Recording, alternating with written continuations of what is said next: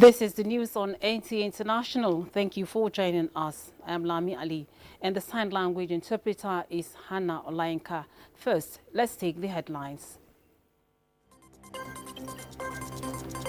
Sudanese crisis enters second year as UK announces an additional £120 million worth of support to help resolve the war-ravaged country. World Health Organization warns that more than 10% of Afghan population will be deprived of health care by the end of the year due to the termination of US aid.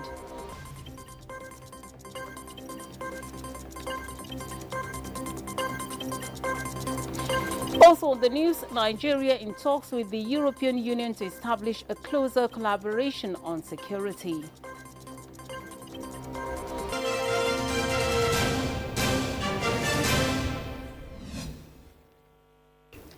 The heads of state and governments of the Economic Community of West African States, ECOWAS, will meet on Tuesday, 22nd April 2025 in Accra, Ghana, to officially launch the activities planned as part of the celebration of the 50th anniversary of the sub-regional institution.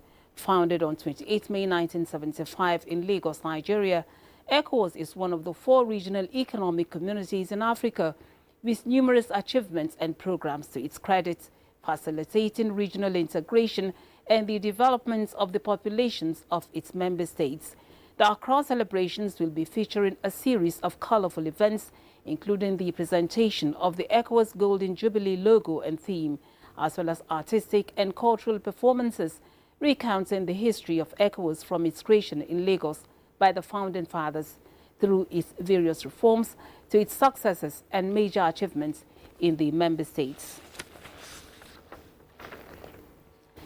China and Vietnam expressed their support for maintaining a multilateral trade regime centered around the World Trade Organization. This is contained in a joint statement issued on Tuesday at the end of a 2-day visit by Chinese President Xi Jinping.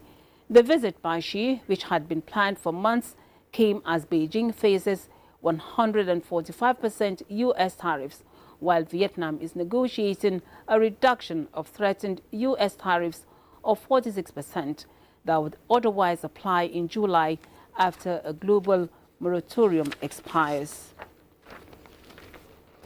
Somalia on Tuesday launched voter registration in the capital, Mogadishu, for the first time in over 50 years, a step towards universal suffrage ahead of presidential elections scheduled for 2026. President Hassan Sheikh Mohamud pledged last year to end the complex clan-based indirect voting system that had been in place since 1969, enacting legislation approved by Parliament. The East African country is due to hold local elections in June, using the one-person, one-vote model ahead of presidential polls that have been scheduled for 2026. Somalia's system of direct voting was abolished after Siad Barre took power in 1969. Since his fall in 1991, the country's political system has revolved around a clan-based structure. In 2023, the semi-autonomous state of Puntland held local polls by direct ballot, but trod back on plans to use the system again for local and regional leadership elections early last year. Direct voting has also been held in neighboring Somaliland, which declared independence in 1991, but has never been recognized internationally. Now, UK Foreign Secretary David Lami has announced an additional £120 million worth of support to help resolve the war in Sudan. This was during the London Sudan conference held to mark the 2nd anniversary of the ongoing war in Sudan between Sudan's regular army and the paramilitary Rapid Support Forces, RSF. Justin Bemunyi brings us the details.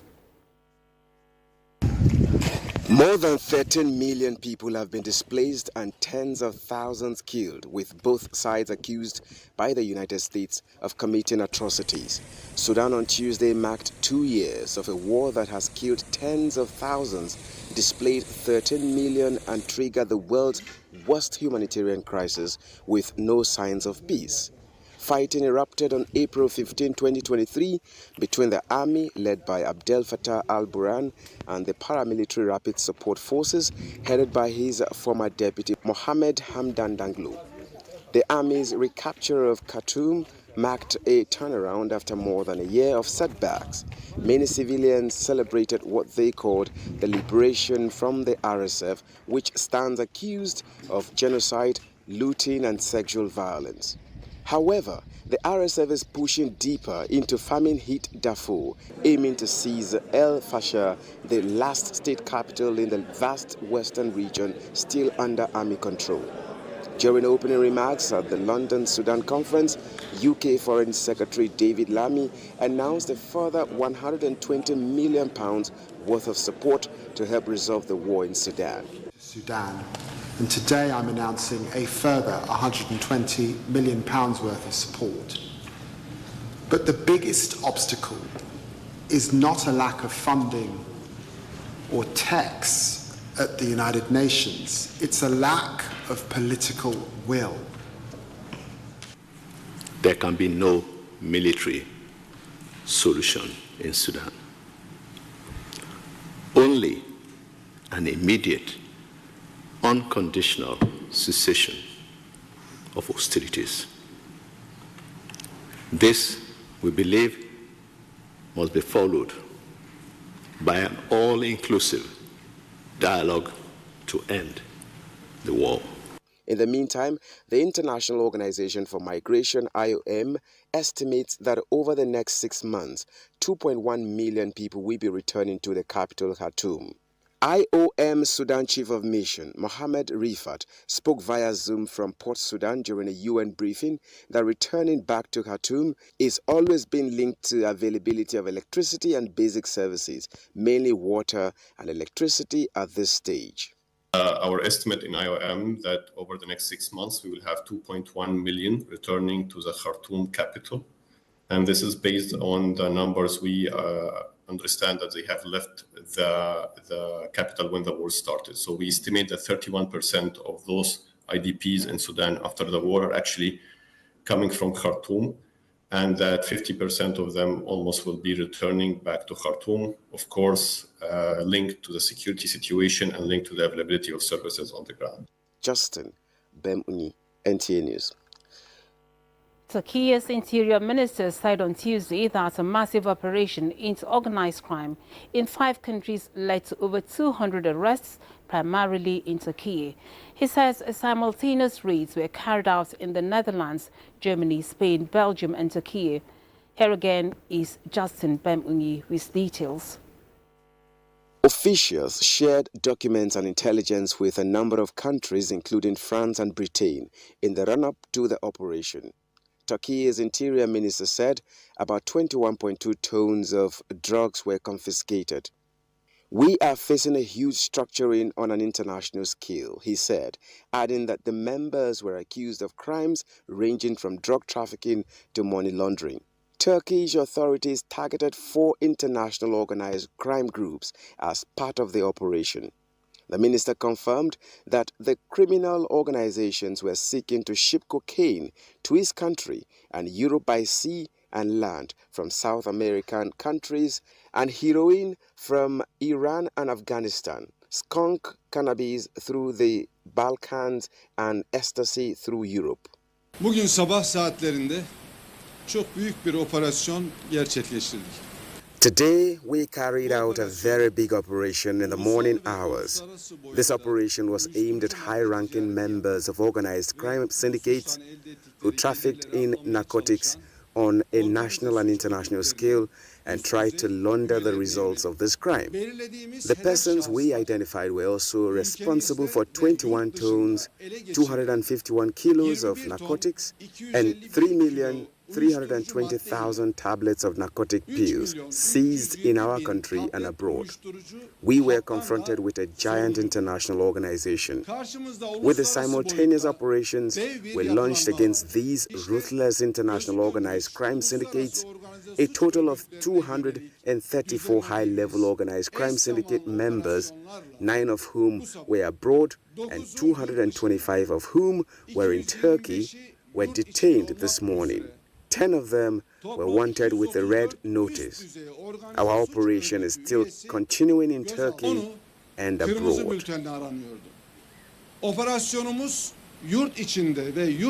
Justin Bemuni, NTA News. Now, the World Health Organization has warned that more than 10% of the Afghan population could be deprived of health care by the end of the year due to the termination of U.S. aid. Afghanistan, with a population of 45 million that has long depended on aid, faces the world's second-largest humanitarian crisis. The UN's health agency said since U.S. funding cuts earlier this year, about 3 million people have lost access to health services because of the closure of more than 364 medical centers, with a further 220 centers at the risk of closing by the third quarter of 2025.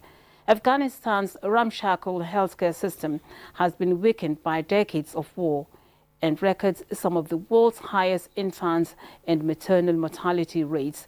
The global aid situation has grown dire since President Donald Trump ordered the dismantling of the U.S. Agency for International Development early this year and to begin Washington's withdrawal from World Health Organization.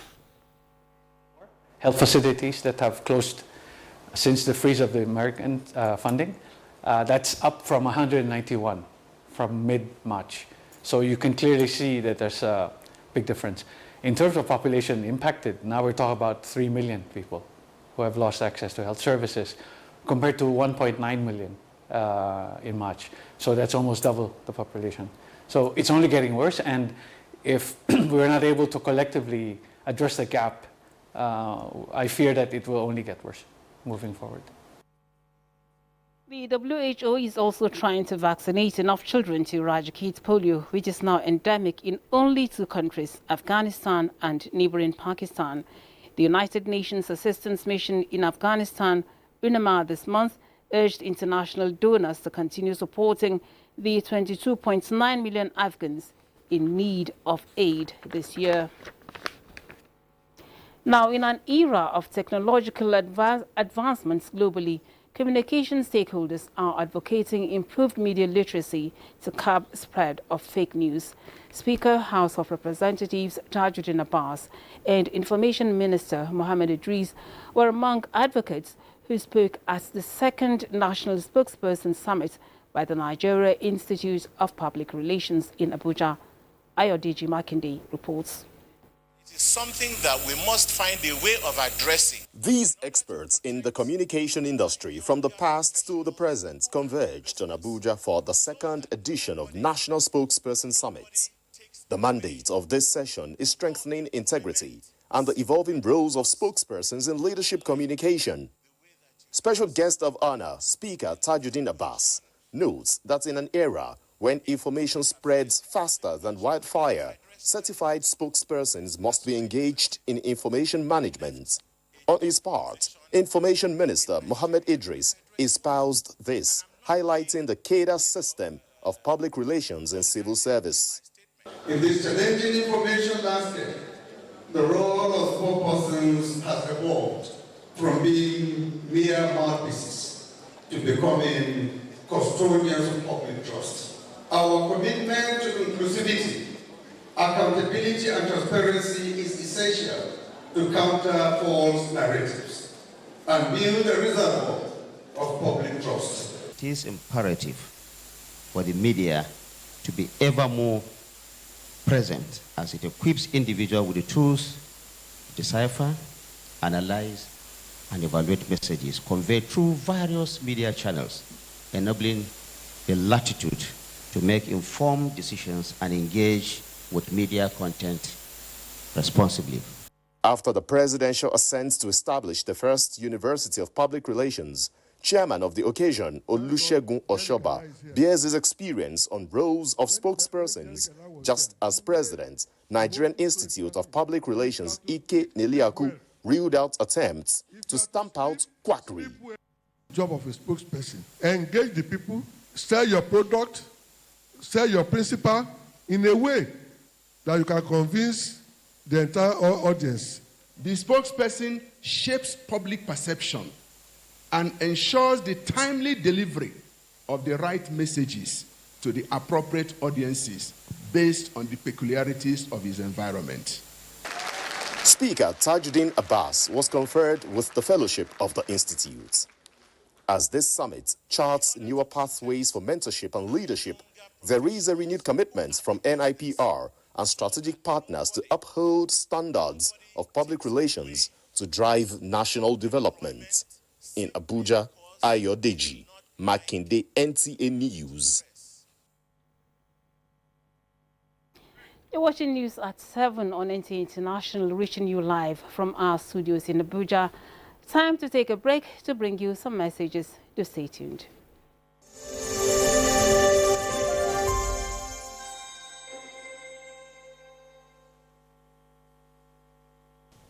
I am Oluremi Tinubu, the global and national Stop TB champion. Many people have asked why I've chosen to champion the fight against a disease like tuberculosis.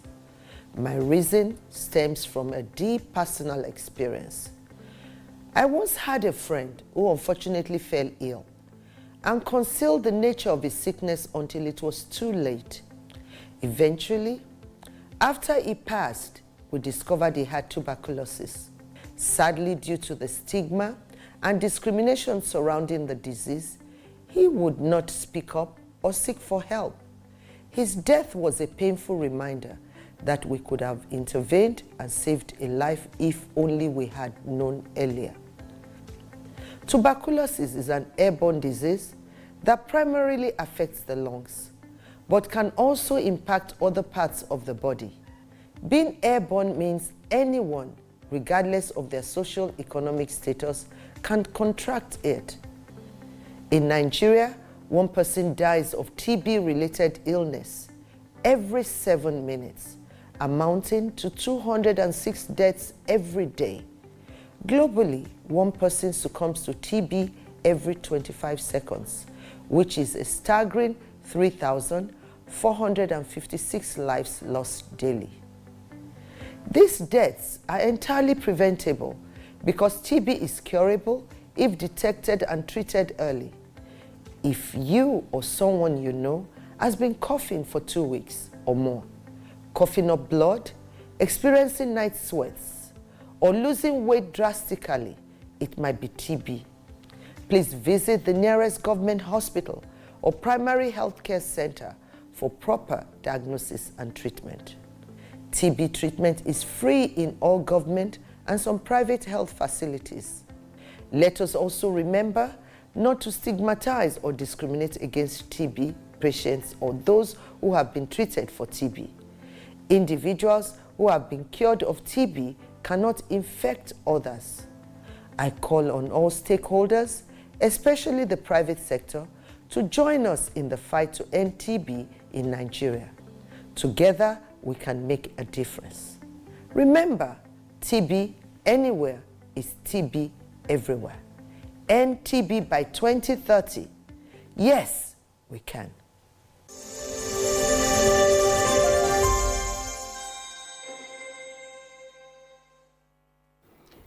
You're welcome back. The Labour, Employment and Empowerment Programme of the federal government has been officially flagged off, targeting to create 2.5 million jobs in 2 years. Vice President Kashim Shettima performed the ceremony at the State House, saying the initiative is deliberate to leverage innovations and the nation's large young population to close unemployment gap and place the country on the global map as an economic hub. Joseph Otsen reports. In this hall are prospective entrepreneurs. No less than 2.5 million of them will be benefiting from the Labour Employment and Empowerment Program, an initiative of the federal government to redefine youth empowerment by providing clear pathways for skills development, job placement, and entrepreneurship growth. Vice President Kashim Shettima launches the scheme, which targets all sectors of the economy. He says Nigeria's large population and vast resources are huge advantages for businesses to flourish, which the federal government is keen on providing the right atmosphere. Lead MC provide comprehensive training that equips our people with the right skills to compete. and contribute in the global economy. And this intervention is just not about creating jobs, it is about transformation.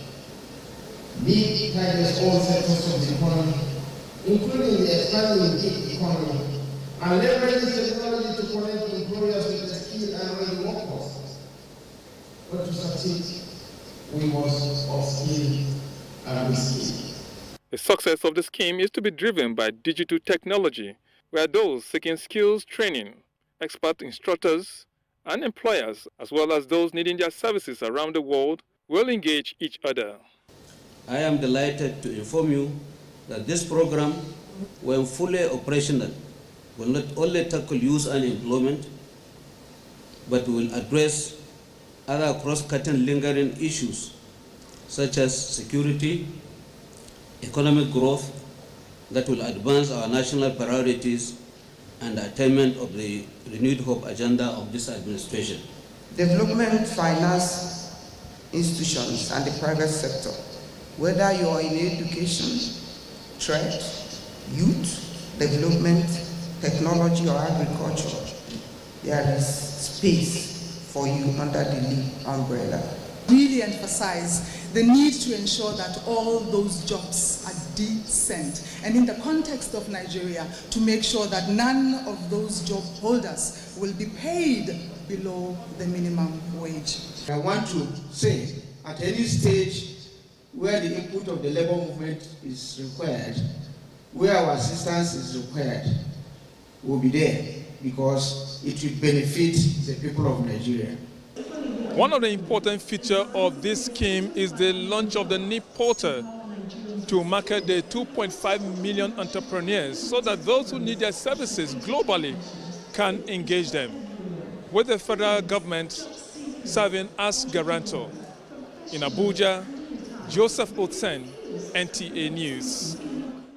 To security now, the Minister of Defense, Mohammed Badaru Abubakar, has expressed Nigeria's commitments to work closely with the European Union on security. The minister stated this while receiving the Director, Peace Partnership of the European Union External Action Service in Brussels, Kasmin Debran, at Ship House in Abuja. The meeting provided the avenue for deliberations on critical security issues, with emphasis on improving cooperation on security to fight terrorism and banditry. Kasmin Debran was accompanied by the European Union's ambassador to Nigeria and ECOWAS, Ambassador Gautier Mino.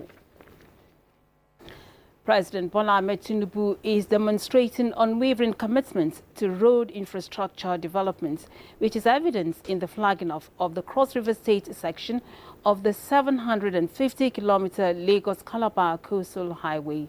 President Tinubu, represented by the governor of Cross River State, Senator Basio II, assures of speedy completion of the project, which he believes will enhance inter- and intra-regional connectivity, thereby boosting trade and commerce.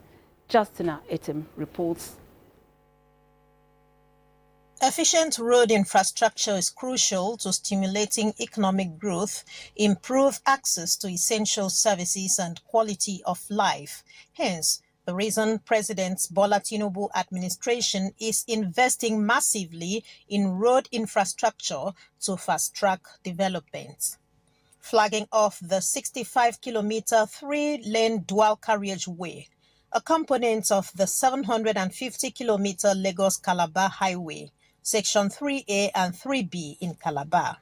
President Tinubu, represented, says the project will transform the socio-economic fortunes of Cross River States, urging residents to take advantage of the economic opportunity that the project offers.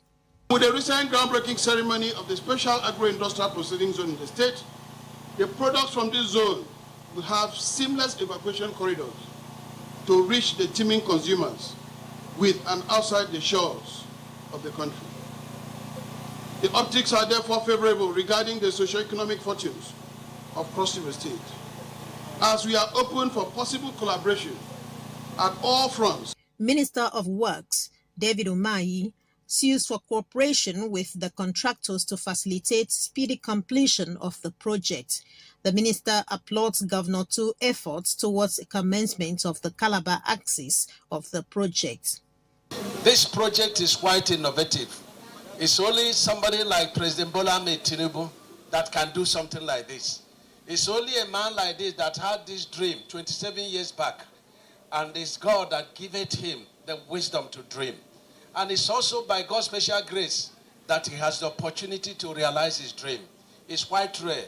It shows that he's a divine president. For the host communities, the project will not only enhance their means of livelihood, but will also attract development to the state. Cross Riverians respond positively to infrastructural development as a vital means to enhancing our quality of life. 65 kilometers of the Calabar axis of the road will be constructed with reinforced concrete pavements to ensure durability. In Calabar, Justina Etam, NTA News. Senate is taking steps to ensure ministries, departments and agencies of government improve on their compliance as it organizes workshop to ensure that MDAs comply with resolutions of the legislature. Here is the report. The consequence of non-compliance. Mostly, we have over 10,000 abandoned projects in the country, everybody knows, with trillions of naira being pumped halfway and no result. If you travel by road, you see the consequence of our roads because people are not complying with the law. If you go to the hospitals, you know the consequence of non-compliance because services are never delivered to Nigerians. The workshop seeks to address identified gaps between legislations and executions, as non-compliance to legislations has over time led to inefficiency and failure to provide Nigerians with needed services. President of the Senate, Godswill Akpabio, in his opening address noted that it is abnormal in a democracy when public institutions ignore or select resolutions to implement. Why do resolutions passed by the National Assembly sit dormant in the files of ministries unattended to? Why is compliance not at default mode in our institutional culture? This workshop must provide answers to these. The theme of the workshop is consolidating strategies for strengthening legislative compliance by identifying challenges, understanding the consequence, and developing solutions. Laws are made to be implemented, but when laws are made and just kept in the drawer, it's a big challenge, and that is why we have big challenges in almost every sector of the economy. Things should be done right so that this country can move forward. There's a department within the presidency that assesses all the ministries, and maybe we can provide them additional tools, additional resources so that they can be responsible for that measure along with the other measurements they're already taking, so as to assess the MDAs across all spheres, not just the financial targets, but also the softer targets that could lead to more benefits also. Participants were positive on expected impact. The takeaway here will be having robust understanding on how to interpret the laws that are guiding our conduct. I want a sanction if there's no compliance. That will make everybody to sit up and do their job rightfully. This is the second national workshop pushing for legislative compliance by MDAs. Lami Ali, NTA News. And that's the news at this time on NTA International. We thank you for being a part of it. I'm Lami Ali, and Hannah Olainka has been the sign language interpreter. Do have a good evening.